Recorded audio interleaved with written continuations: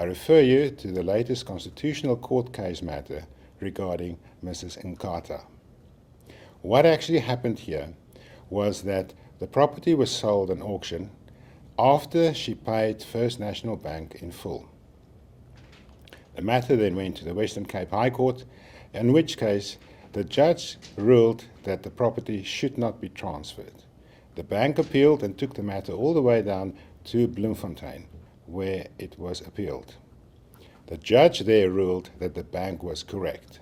However, the fight continued and it ended up in the Constitutional Court case.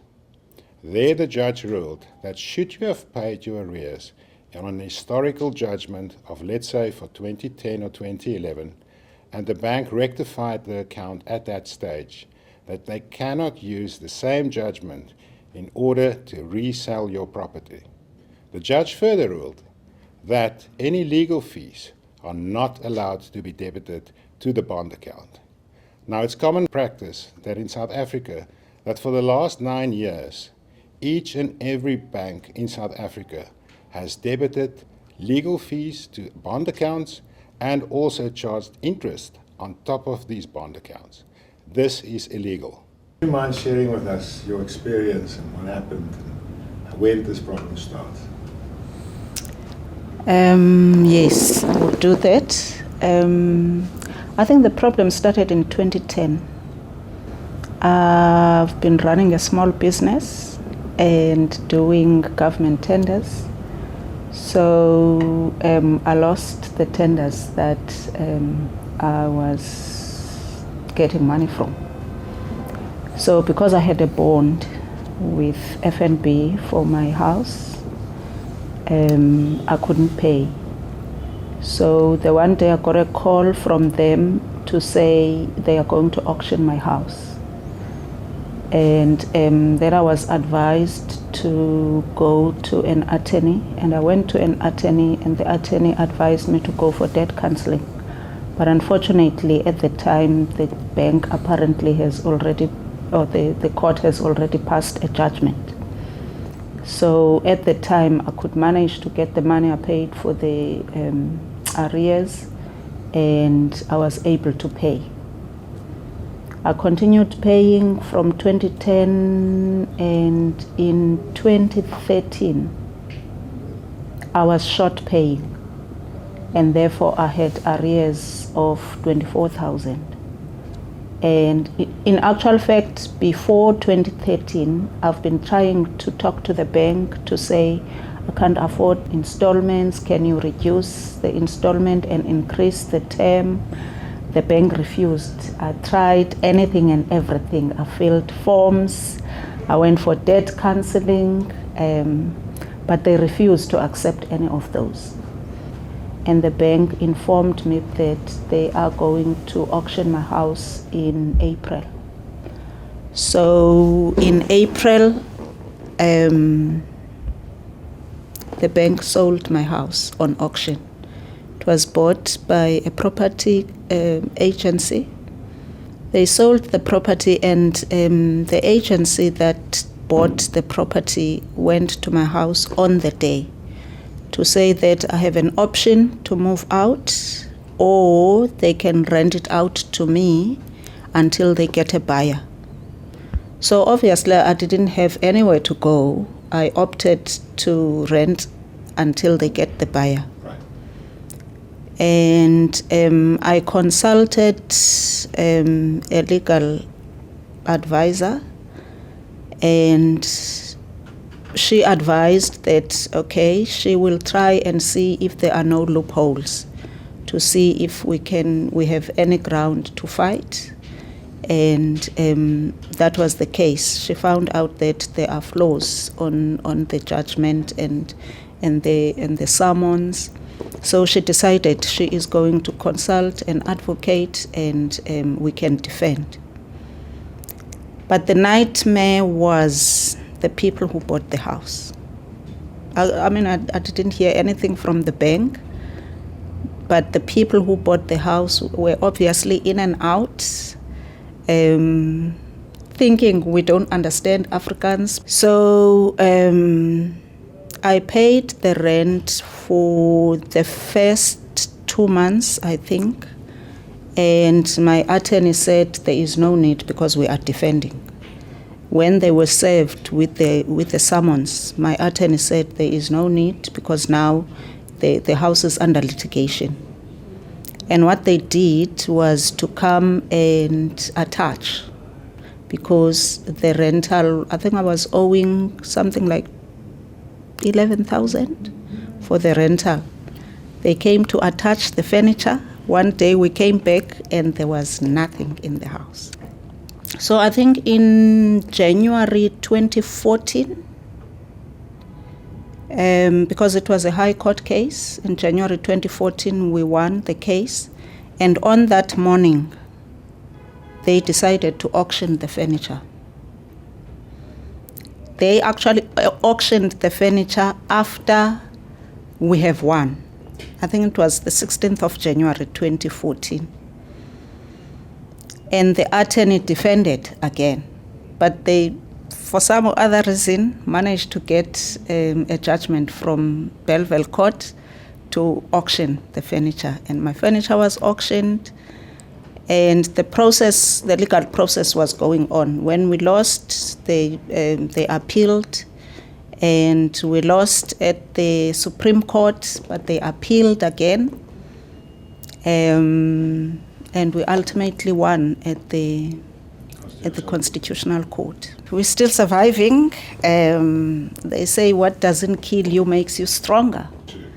And because I'm someone who would fight quietly, and I'm not a quitter, and I never give up, and I am still fighting even now.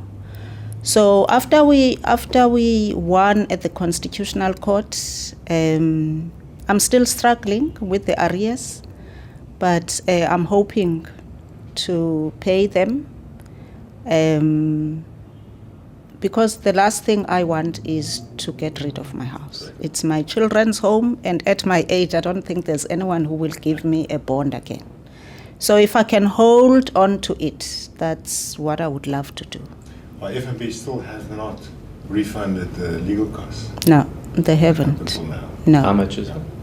We estimate the one bill is close to 800,000 rand. We're waiting on the rest of the bills. My legal experts predict that you're probably looking at taxation because of the magnitude of this case in excess of about 1.5 million rand that FNB will have to refund. The property, how much would you estimate is the property worth that was sold? Well, the property would probably be worth anything between 2.5 million to 3 million. And it was sold at the sheriff auction? It was sold at the Belleville Court at 1.3. I took a bond of 1.4 because I bought a plot, and I took a bond to build as well. There is good value in the property. There's good value in it's a big plot. I think the plot is 927 square meters, and the house is 354 square meters. Well, the bank didn't want to listen to anything that I wanted to say, and it's so interesting because they are, what do you call it? They would say, their logo says, "How can we help you?" And when you go to them, they can't help you. Excuse me? How can you ask people, how can I help you? And when they come to you for help, you don't get any help. They auctioned the house because I was in arrears for 24,000 rand. I have been paying, I think at the time my installment was 11,000. And I have been paying since 2005 when I started taking a bond. And in 2013, I fell short with 24,000 rand. And that included all the legal fees that they just did? I think including the legal fees, I think it was about 32,000, and they auctioned it. We've been communicating shortly after the verdict of the Constitutional Court. We were communicating, and all of a sudden they kept quiet. And after that, they sent summons again. A new summons? New summons. Right. They don't communicate, they just send summons. But I was expecting it. Obviously, they wouldn't be happy to lose. Sure. But I thought maybe they have learned a lesson You know, that you negotiate with your customer. I take it I'm their customer. And I thought, because I had my business account with them as well as my personal account with them. So I've been their client, I think, since probably 1998. I've been their client. But for the banks, you are as good as having money. If you don't have any money, then you're not good enough for them. They're not there to help. No, not at all. It's a business. They have no interest in you at all. They are in the business of making money. Emotional. Well, it's very emotional. I mean, there is a sentimental value to that home, you know, because I bought a plot. And actually, at the time when I was buying a plot, I was just buying it for investment purposes. But somebody advised me that if you want to sell the plot, it's better to build. So when I built the house, I still lived in Rondebosch. I was renting a flat in Rondebosch because my daughter was at Sansusi High, so it was nearer for her in Newlands. So as I was building, I was just going to build a very small, maybe 2-bed house, just to sell it, to make a profit. And as I was building there, I just fell in love with the area. It is very tranquil, very, very quiet. All you hear is the birds singing, you know. So at the time, I was running my small business, and you had very bad days sometimes. And I just imagined having a very bad day, going back home and go back to that tranquility. So I ended up tweaking the house to fit my needs.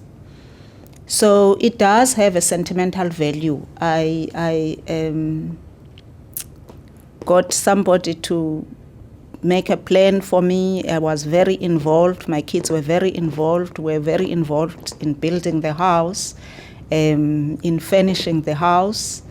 So it has a sentimental value to me. For me to lose it, it's very emotional.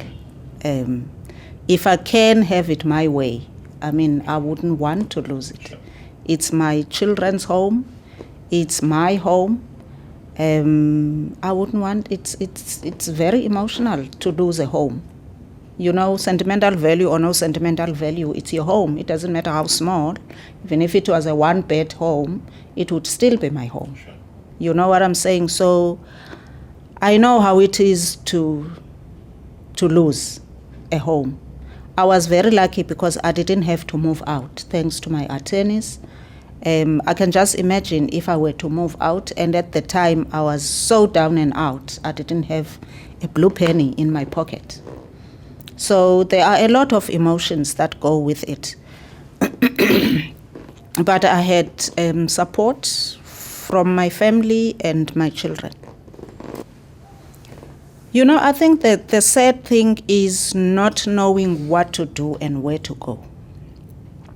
I think anyone who would be in the situation, now that I know something about Bondsecure, I think one would call and just find out if they can help or just get legal advice. So I would advise anybody to not just sit and do nothing and let the bank take your home. Seek legal advice. There might be somebody who might help you, who might listen to you.